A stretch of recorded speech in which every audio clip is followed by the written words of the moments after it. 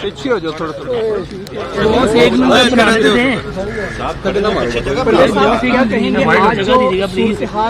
صوبے میں قائم ہوئی اس کا کیا آپ کا موقف ہے؟ نہیں یار مجھے دھکے ماری جا رہے ہیں.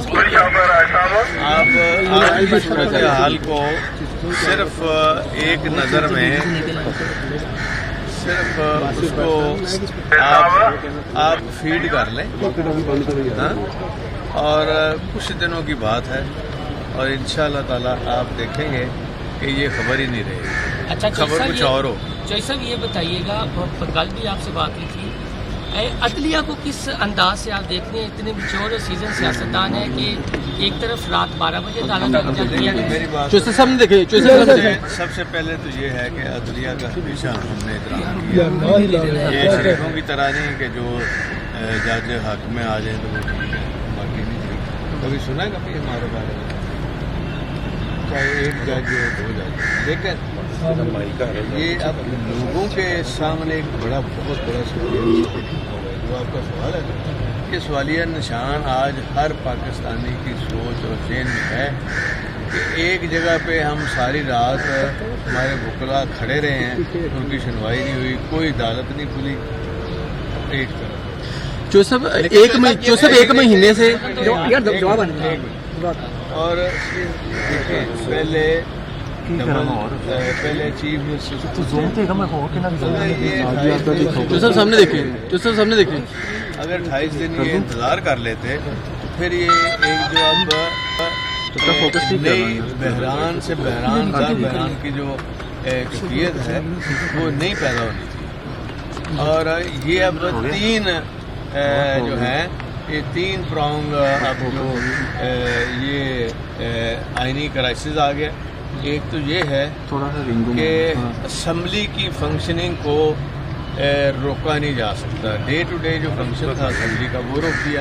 اور یہ الیکشن جو ہے یہ متنازع نہیں ہے, یہ الیکشن ہوا ہی نہیں ہے. کینڈیڈیٹ تو میں تھا, کینڈیڈیٹ کو اٹھا کے تو انہوں نے مارا. حمزہ شہباز شریف دوسرے کینڈیڈیٹ کے کہنے کے اوپر سریہ مارا اور میں بے ہوش ہو گیا, مجھے اٹھا کے باہر پھینک دیا. اور ہمارے جو ہم نے ووٹ ڈالنے تھے آئز کی جگہ پہ پولیس اندر آ گئی. پولیس دنیا کی پارلیمنٹ میں اس طرح نہیں ہوا کہ الیکشن ہمیشہ ہاؤس کے اندر ہوتا ہے, وزٹر گیلری میں کوئی الیکشن نہیں ہوتا. اور کبھی یہ نہیں ہوا کہ پولیس اندر آ جائے.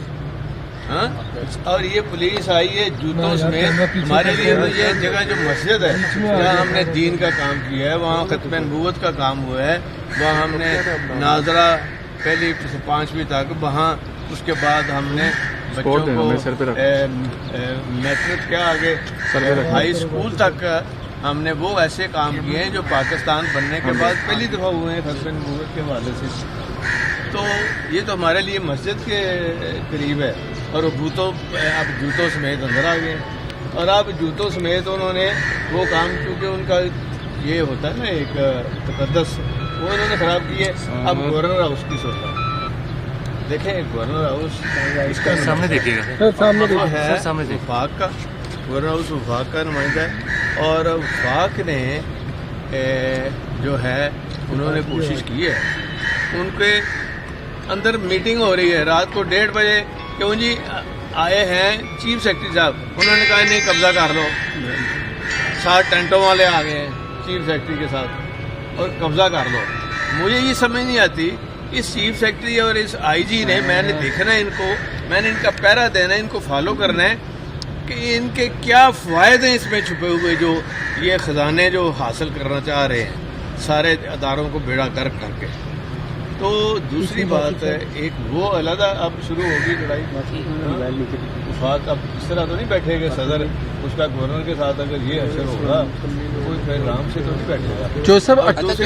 یہ بتائیے 28 دوسری بات یہ ہے کہ الیکشن جو ہے یہ جب وہی نہیں ہے تو جو کاروائی ہے یہ ساری انلیگل ہے. اور پھر ایک جو سب سے بڑا ایشو سامنے آیا ہے جو ایک تیسرا یہ ہے کہ عثمان بزدار صاحب کا استعفیٰ ایکسیپٹ ہی نہیں ہے کیونکہ وہ صحیح فورم پہ نہیں گیا, اور اس لیے وہ بھی بحال ہے. کیبنٹ کی میٹنگ ہوئی ہے آج یہاں, ये तो ये जो सब 28 तारीख को इस्तीफा अभी आज हलफ हुआ है गवर्नर हाउस में, जो सब 28 तारीख को इस्तीफा भिजवाया गया। पंजाब मानते हैं आप? मैं नहीं, जिस बंदे का इलेक्शन ही नहीं हुआ उसको वजीर आला किसने माना? जो सब 28 तारीख को इस्तीफा दिया गया, ना कानून मानेगा ना तारीख मानेगी। जो सब 1 महीना क्यों हटाया गया इस्तीफे के मामले को? इसका मतलब जानबूझ के पीछे हो जाओ थोड़ा।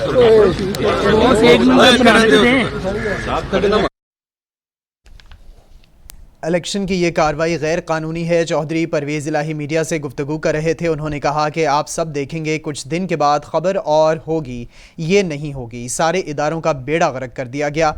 चौधरी परवेज़ इलाही ने यह भी कहा कि जब इलेक्शन ही नहीं हुए तो वज़ीर आला कैसे मान लें? इलेक्शन हमेशा हाउस के अंदर होता है, पुलिस की निगरानी में नहीं होता। ऐसा पहली दफ़ा हुआ कि इस तरह पुलिस अंदर आई। पंजाब असेंबली हमारे लिए मस्जिद की हैसियत रखती है और पुलिस जूतों समेत असेंबली के अंदर आई।